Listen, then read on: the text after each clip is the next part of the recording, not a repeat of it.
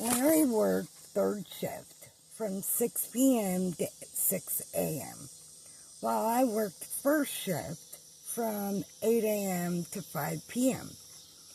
He worked about an hour away and always liked to get to work early. Because of our schedules, we didn't have much time together during the week, but Larry always found a way. Every day, he would come to my work around 3 p.m., and we would spend about 20 minutes together before he left for work. It wasn't much time, but those 20 minutes meant everything to me. He would also stop by my work in the morning on his way home. These little moments became some of the moments I cherished most. Larry had told me he was going to the dentist for an 8-hour procedure to have all of his teeth removed and get implants. I wasn't comfortable with it. He was 62 years old with mild emphysema, and the thought of him going under anesthesia for that long worried me. He kept telling me he would be fine. I didn't want to be unsupportive, so I tried to put my fears aside and worried silently. On March 12th, Larry came to my work, like he always did, and we spent our 20 minutes together. I had asked him if I was his emergency contact, just in case, and he said yes. Then he told me, again, I'll be fine.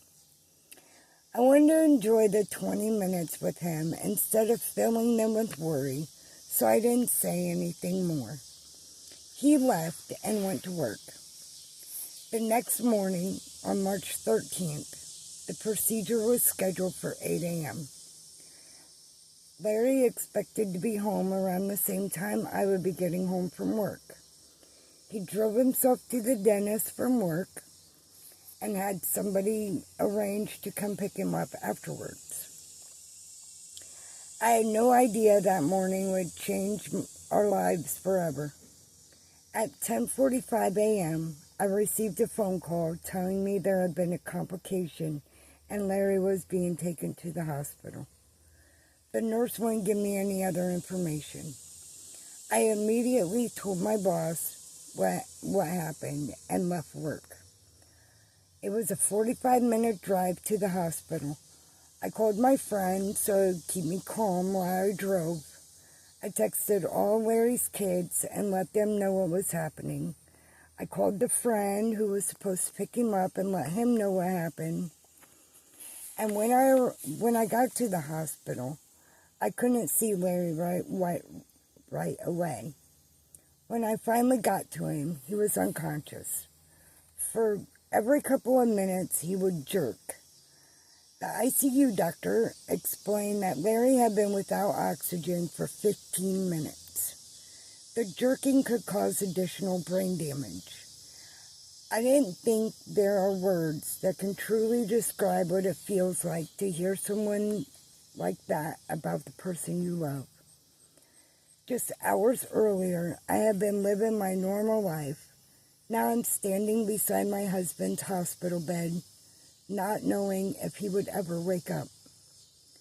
The dentist had came to the hospital, and I spoke with him. Because of legal circumstances surrounding what happened, I cannot share everything that he said at this point, but you will get those details soon. Larry was taken to the ICU. The doctor explained that they were going to lower his body temperature for 24 hours and then slowly raise it back up.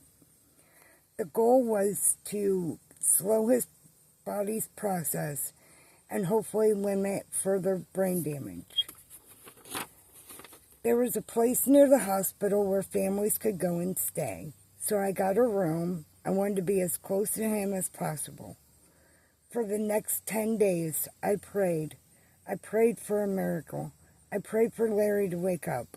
And honestly, at that point, I didn't care what kind of damage there was. I didn't care if our lives would be completely different. I didn't care about anything else. I just wanted my husband. This is what happens when someone you love is suddenly fighting for their life. The things you once worried about don't seem important anymore. You realize that all you really want is one more chance to hear their voice, hold their hand, and tell them how much you love them. For 10 days, I held on hope.